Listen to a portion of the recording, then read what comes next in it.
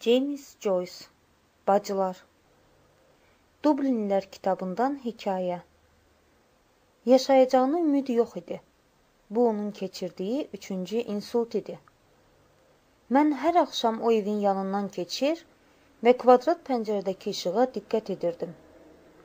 Fasiləsiz yanan həmənki ölgün işıqdır. Əgər o olsaydı, mən düşünürdüm. Onda tünd rəngli pərdələrə şam işığı düşərdi. Çünki ölən adamın baş tərəfində 2 şam yandırıldığını bilirdim.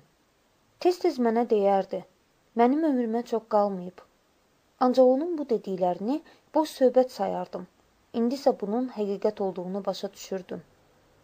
Hər axşam pəncərəyə baxanda öz-özümə sakitcə iflit sözünü təkrarlayırdım.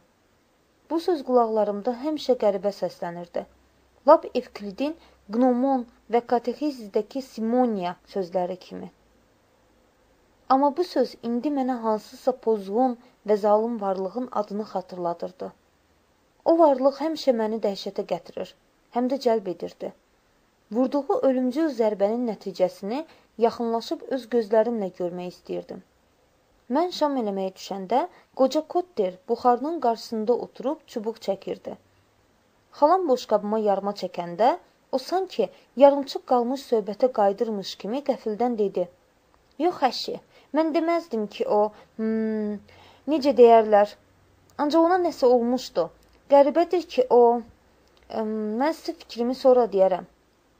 O sanki fikrini toplamağa çalışaraq çubuğunu sümürməyə başladı.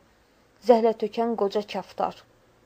Onunla təzə tanış olanda bizə araq çəkməyin müxtəlif üsullarından danışdığından maraqlı adam təsiri bağışlayırdı.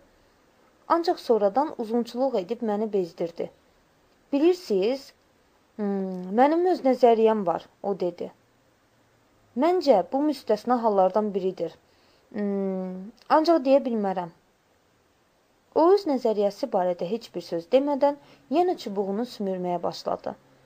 Bu zaman dayım mənim heyrətdən bərəlmiş gözlərimi görüb, hə, kədərli xəbərdir, sənin köhnə dostun öldü.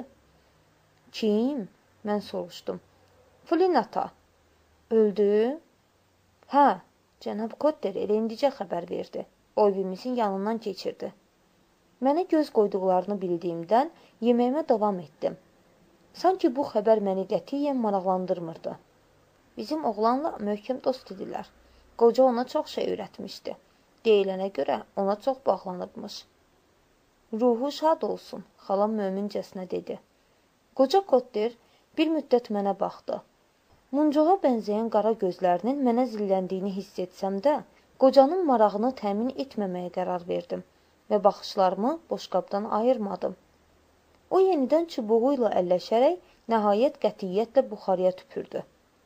Mən öz uşaqlarıma belə bir adamla əlaqə saxlamağa qətiyyən icazə verməzdim, o dedi. Bununla nə demək istəyirsiniz, cənab Kotter? Xalam soruşdu. Demək istəyirəm ki, bu uşaqlara ziyandır. Kotter cavab verdi. Oğlan uşağı öz yaşıda olan oğlanlarla oynasa daha yaxşı olar, yoxsa... düz demirəm, Jack. Mən belə də düşünürəm, daim dedi. Bu avaraya daim deyirəm, idman elə, hərəkətdə ol, ancaq kimə deyirsən? Bunun yaşında olanda mən yay-qış yuxudan duran kimi soyuq soyla. Ona görə də indi maşallah yaxşıyam. Təhsil almaq çox yaxşı və faydalıdır, amma bəlkə cənab Kotter də bu qoyun budunun dadına baxmaq istəyir, o xalama dedi. Yox, yox, narahat olmayın, Kotter dedi. Xalam dolabdan boşqab gətirib masanın üstünə qoydu. Niyə bunun uşaqlar üçün yaxşı olmadığını düşünürsünüz, cənab Kotter? Xalam soruşdu. Bu uşaqlara ziyandır. Kotter cavab verdi. Ona görə ki, uşaq ağlı çox həssasdır. Uşaqların belə şeylər görməsi sizcə onlara təsir eləmir? Mən ehtiyatsızlıq edərək hiddətimi büruzə verəcəyimdən qorxub ağzımı yulaf yarması ilə doldururdum. Zəhlətökən qoca, qırmızı burun axmaq. O gecə çox gec yuxuya getdim. Mənim uşaq adlandırdığı üçün Kotterə qəzəblənsəm də, onun rabitəsiz cümlələrinin mənasını anlamağa çalışdım. Otağın qaranlığında mənə elə gəldi ki, yenə iflic olmuş adamın hərəkətsiz boz üzünü görürəm. Yorğanı başıma çəkib Milad bayramı barədə düşünməyə cəhd etdim. lakin boz sifət məndən əl çəkmirdi. O nəsə pıçıldayırdı və mən başa düşdüm ki, o nəyisə etiraf eləmək istəyir. Hiss edirdim ki, şirin, günaha batmış bir aləmə qərq oluram. Amma bir də gördüm ki, məni izləyən sifət də oradadır, məni gözləyir. O sakit pıçıltı ilə tövbə etməyə başladı. Onun niyə durmadan gülümsədiyini və dodaqlarının pürcəklənərək yaşlandığını da anlaya bilmədim. Sonra onun iflicdən öldüyünü xatırladım və hiss etdim ki, mən də qorxa-qorxa, sanki onun dəhşətli günahından keçərək gülümsəyirəm. Ertəsi gün səhər yeməyindən sonra Great Britain Streetdəki balaca evə baş çəkməyə getdim. Üzərindəki galanteriya lövhəsi gözə girən, görkəmsiz dükanda əsasən müxtəlif çətirlər və uşaq ayaqqabıları satılırdı. Pəncərədə çox vaxt çətirlərin təmiri elan olurdu. Bugün elan yox idi və pəncərələr də bağlı idi. Qapı çəkicinə qara parça bağlanmışdı. Kasıb geyimli 2 qadın və bir kuryer qara parçaya sancaqlanmış lövhəni oxuyurdular. Mən də yaxınlaşıb oxudum. 1 iyul 1885-ci il. Pak James Flynn, Mid Streetdəki Müqəddəs Yekaterina kilsəsinin sabiq keşişi, 65 yaşında. Ruhu şad olsun. Lövhəni oxuyandan sonra onun öldüyünə qəti əmin oldum və baş vermiş hadisəni dərk edərək özümü itirdim. Əgər ölməsəydi, mən dükanın arxasındakı balaca otağa keçər və onun buxarının qarşısındakı kresloda paltosuna bürünüb oturduğunu görərdim. Bəlkə də xalam mənimlə ona bir qutu əla tütün göndərər və bu hədiyyə onu yuxudan oyadardı. Tütünü onun tütün qapısına adətən mən tökərdim. Çünki əlləri bərk kəsdiyindən tütünün yarısını döşəməyə dağıdardı. Hətta titrəyən iri əlini burnuna aparanda da tütün qırıntıları barmaqlarının arasından paltarına tökülürdü. Buna görə də onun nimdaş keşiş cübbəsi daim yaşıla çalır, üst başını təmizlədiyi qırmızı rəngli burun dəsmalı isə bir həftə keçməmiş kirlənib qaralırdı. İçəri girib ona baxmaq istəsəm də qapını döyməyə ürək eləmədim. Mağazaların vitrinlərindəki bütün teatr afişalarını oxuya-oxuya yavaş-yavaş küçənin gün düşən tərəfinə keçdim. Mənə çox qəribə gəldi ki, nə mən, nə də bu günün özü yasa batmamışdıq. Hətta özümü azad hiss eləyəndə narahat da oldum. Elə bil onun ölümü canımı nədənsə qutarmışdı. Bu məni təəccübləndirdi. Çünki doğrudan da dünən axşam dayımın dediyi kimi mən ondan çox şey öyrənmişdim. O, Romadakı İrlandiya kollecini bitirmiş və mənə latınca düzgün oxumağı öyrətmişdi. Mənə katakombalar və Napoleon Bonaparte haqqında danışmış, müxtəlif messa ayinlərinin və müxtəlif cür keşiş libaslarının mənasını izah etmişdi. O çətin suallar verməkdən, bu və ya digər hallarda necə hərəkət etməyə soruşmaqdan, yaxud da insanların hansı günahları məqbul, hansılarını isə xəta saydıqlarını izah etməkdən zövq alırdı. Onun sualları kilsənin necə mürəkkəb və sirli qanunlarla idarə olunduğunu aydınlaşdırırdı. Halbuki mən kilsənin ən sadə ayinlərlə idarə edildiyini düşünürdüm. Keşişin Yevxaristiya ilə bağlı vəzifələri və tövbənin sirləri mənə elə çətin gəlirdi ki, onları qəbul etməyə kiminsə cəsarətinin çatmasına heyrət edirdim. O mənə kilsə atalarının bu dolaşıq məsələləri izah etmək üçün poçt məlumat kitabları qalınlığında əsərlər yazdığını danışanda qətiyyən təəccüblənmirdim. Özü də həmin kitablar qəzetlərdə məhkəmə prosesləri haqda elanların verildiyi xırda şriftlərlə çap edilərmiş. Tez-tez onun suallarına cavab verə bilmir, dilim dolaşaraq səfək şeylər söylüyordum, amma o gülərək başını buluyurdu. Bəzən o missa zamanı mənə əzbərlətdiyi bilikləri yoxlayır, mən çaşanda yenə başını bulayır, arabir burnunun hər dəliyinə bir çimdik tütün dürtür və dalğın halda gülümsəyirdi.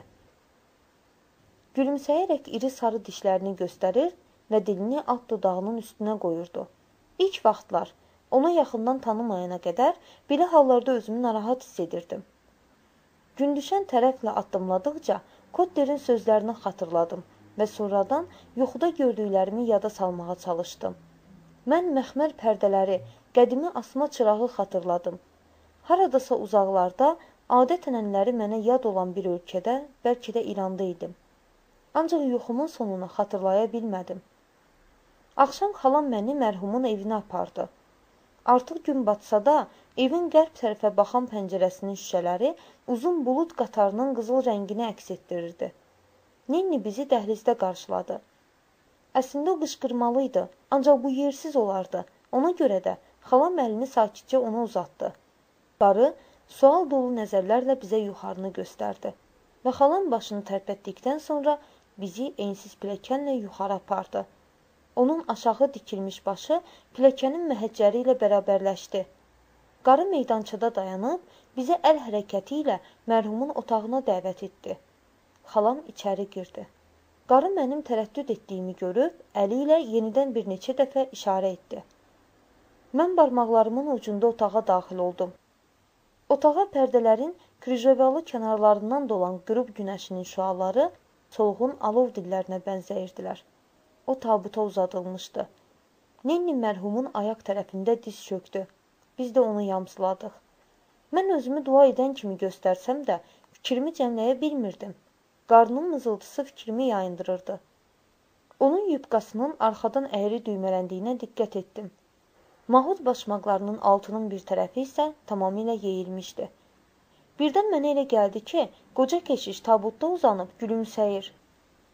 Amma yox, biz qalxıb çarpayının baş tərəfinə keçəndə onun gülümsəmədiyini gördüm. O, ibadət libasında ciddi və məğrur tərzdə uzanmış, iri və solğun baş barmaqları arasına qoyulmuş kəsa əyri durmuşdu. Narın tüklü burun pərələri olan iri və boz sifəti çox qəzəbli idi. Otaqda güllərin ağır havası vardı. Biz xətt çevirib çıxdıq. Aşağıdakı balaca otaqda Eliza özünü çəkərək mərhumun kreslosunda oturmuşdu. Mən küncdəki həmişəki yerimə keçdim. Ninni isə bufetə yaxınlaşıb şərab qrafinini və bir neçə qədəh götürdü. Onları masanın üzərinə qoyub bizə içmək təklif etdi. Sonra bacısının işarəsi ilə qədəhlərə şərab töküb bizə verdi. O mənə qaymaqlı suxari də təklif etdi, ancaq imtina etdim. Çünki xırta-xırt salmaq istəmirdim. O sanki bundan çox məyus oldu və divana tərəf gedib bacısının kreslosunun arxasında oturdu. Heç kəs heç nə danışmırdı. Hamımız boş buxarıya baxırdıq. Eliza dərindən ah çəkəndə xalam dedi. O indi haqq dünyasındadır. Eliza bir daha ah çəkib, onunla razıymış kimi başını yana əydi. Xalam şərabdan bir qurtum içməmişdən öncə qədəhi əlində hərlədi. Necə oldu? Rahat keçindi, o soruşdu. Çox rahat, Eliza cavab verdi. Canını nə vaxt tapşırdığını demək çətindir. Amma ölümü gözəl idi, Tanrıya şükür olsun. Yaxşı, bəs... Orurkata çərşənbə axşamı onun yanına gəlmişdi. Yağ sürtüb onun cismini ölümə hazırladı. Deməli o bilirmiş. Hə, o aqibəti ilə barışmışdı. Görkəmi də rahatdır, xalam dedi. Onu yumağa gələn qadın da belə dedi. Dedi ki, elə bir yatıb, üzü də çox sakit və rahatdır. Onun tabutda bu qədər gözəl görünəcəyinə heç kəs inanmazdı. Doğrudan da, xalam dedi. Xalam qədəhindən bir qurtum da içib, dedi. Hə, Miss Flynn, onun üçün əlinizdən gələni etməyiniz sizin üçün böyük təsəlli olmalıdır. Hər ikiniz onun zəhmətini çox çəkmişsiniz. Eliza donunun ətəyini dizləri üzərində düzəltdi. Yazıq James, o dedi. Tanrı şahiddir ki, biz əlimizdən gələni etdik. Nə qədər çətin olsa da, onun ehtiyat çəkməsinə imkan vermədik. Ninni başını divanın yastığına söykəmişdi. Elə bir indicə yuxuya gedəcəkdi. Hə, zavallı Ninni də axırda yaman yoruldu. Eliza nəhayət ona baxaraq dedi. Axı hər şey özümüz etdik. Yumaq üçün qadın tapmağı, onu götürüb stolun üstünə qoymağı, kilsədə messa sifariş verməyi. Əgər Orurkata olmasaydı, nə edəcəyimizi bilmirəm. Çiçək göndərdi, kilsədən də 2 şamdan. Freeman Journal'da elan verdi. Qəbristanlıqda hər şeyi təşkil etməyi və bədbəxt Jamesin sığortası məsələsini də öz üzərinə götürdü. Çox sağ olsun, xalam dedi. Eliza gözlərini yumub, başını ağır-ağır yırğaladı. Hə, köhnə dostlar etibarlı olur, o dedi. Ancaq, doğrusunu desəm, hər dosta etibar yoxdur. Düz sözə nə deyəsən, xalam dedi. Bax, o indi haqq dünyasındadır və sizin etdiklərinizin hamısını minnətdarlıqla xatırlayır. Ah, zavallı James. Eliza təkrar etdi. O heç kəs əziyyət vermirdi. Evdə səsin dikindən çox çıxmırdı. Hə, indi hər şey bitəndən sonra onun yeri görünəcək, xalam dedi. Bilirəm, Eliza dedi. Artıq heç vaxt ona bulyon gətirə bilməyəcəm. Siz isə mem, tütün göndərə bilməyəcəksiniz. Zavallı James. O sanki keçmişə dalaraq bir müddət sustu. Sonra ciddi tərzdə dedi. Son vaxtlar elə bir ona nəsə olmuşdu. Hər dəfə şorba gətirəndə dua kitabını döşəmədən götürürdüm. Özü isə ağzı açıq vəziyyətdə kresloya sərilmiş olurdu. O burnunu ovuşdurub üz-gözünü turşutdu. Sonra davam etdi. Elə hey deyirdi ki, yay qurtarmamış bir gün Irish Town-a gedib doğulduğumuz köhnə evə baş çəkmək pis olmazdı. Məni və Nini də özü ilə aparmaq istəyirdi. Kaş ki Johnny Rush'dan təzə çıxan səssiz arabalardan birini ucuz qiymətə götürüb, bazar günü üçlükdə gedə biləydik. Yaman beyninə girmişdi. Yazıq James. Tanrı onun ruhunu şad eləsin, xalam dedi. Eliza dəsmal çıxarıb gözlərini sildi. Sonra onu cibinə qoyub bir müddət boş buxarıya baxdı. Amma necə də vasvası idi, o dedi. Kilsədəki vəsvəsi ona görə deyildi. Heç həyatda da onunki gətirmədi. Hə, xalam dedi. Həyatdan əlini üzmüşdü. Ona baxanda hiss olunurdu. Kiçik otağa sükut çöktü. Mən bundan istifadə edərək stola yaxınlaşdım və qədəhimdən bir qurtum içdim. Sonra küncdəki yerimə qayıtdım. Eliza deyəsən dərin huşa getmişdi. Biz ehtiramla onun sükutu pozmasını gözləyirdik. Uzun pauzadan sonra o ağır-ağır dedi. Hə, hər şey onda sındırdığı kəsaya görə oldu. Hər şey əlbəttə ondan başladı. Amma deyirdilər ki, bunda elə bir şey yoxdur. Ancaq nə fərqi var? Deyirdilər ki, güya xidmətçi günahkardır. Zavallı James elə əsəb olmuşdu ki, Tanrı onun ruhunu rahat etsin. Məgər bundan oldu? Xalam soruşdu. Mən eşitmişdim ki, güya... Eliza başını tərpətdi. Buna görə onun ağlı da çaşmışdı. O dedi. Ondan sonra daim fikirli olur. Heç kəslə danışmır. Tək tənha gəzirdi. Bir dəfə axşam onu dua oxumaq üçün çağırmağa gəlmişdilər. Ancaq heç yerdə tapa bilmədilər. Hər yeri axtardılar. Elə bil yağlı əppək olub göyə çəkilmişdi. Açarları götürüb kilsəni açdılar.